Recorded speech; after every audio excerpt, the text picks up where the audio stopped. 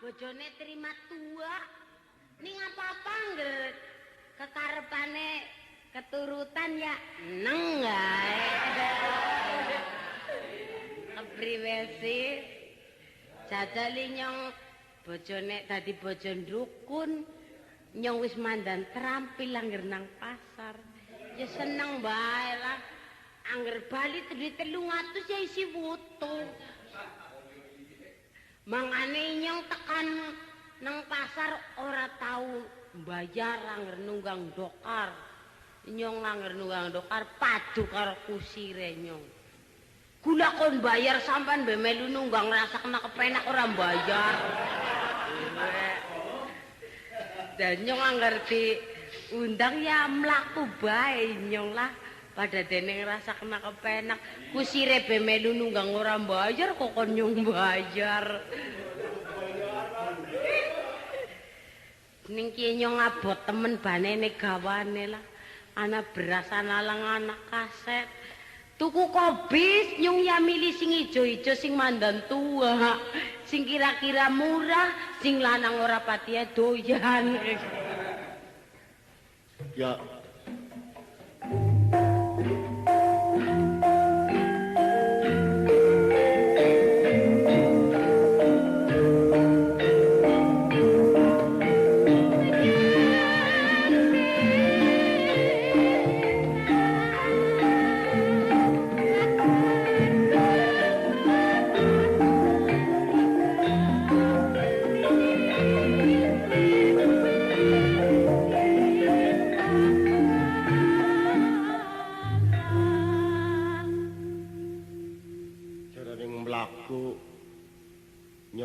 mikir-mikir ketek deleng-deleng ana panganane enak ki.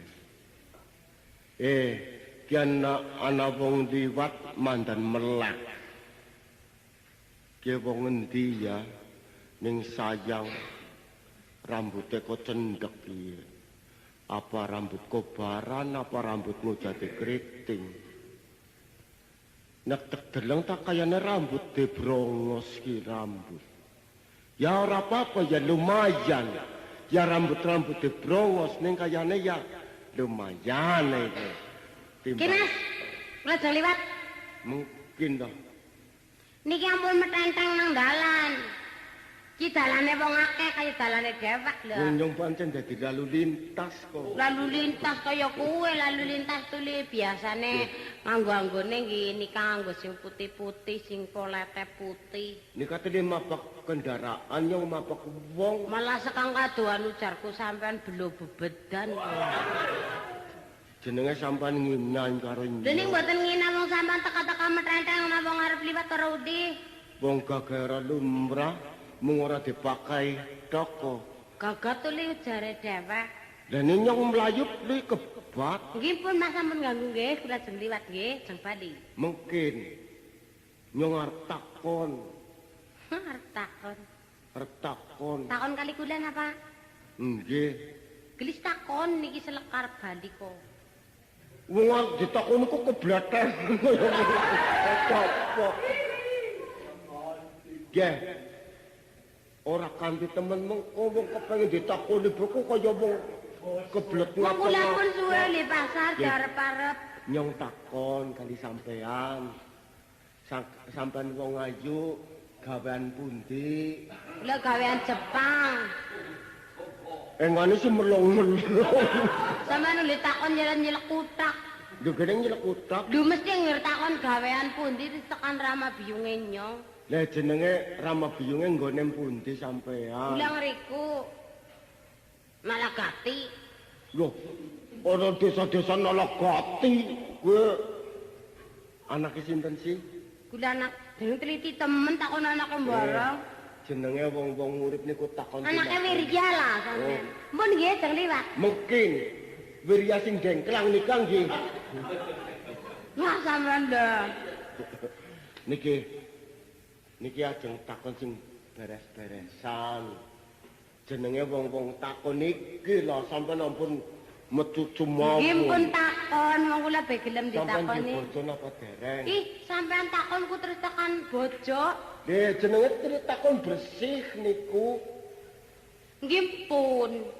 Nggih, nek mpun duwe bojo pegatan. Lah seniki pegatan regane larang kok. Kula sing ajeng bayar. Napa sampean tukang megat-megat wong? Lho, antri sing kepengin dadi bojone kula niku turu. Kula mboten takon nek sampean ana sing arep-arep bojo antri. Kula mboten takon iki kula sekepentingan sedekan susone nangis. Mulane kula melar-melar dadi bujang kawak mergane nolaki wong wadon. Mulane sampean melar-melar mergane ora payu. Niku ta memper. Wong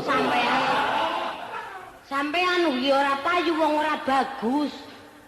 Yo citakane pancen real-real kon bagus. Niki kula mboten omong-omongan werna-werna lah. Mungkin niki kebenaran ketemu wong loro. Jenenge sampean sinten? Mandan melenos banget batuk.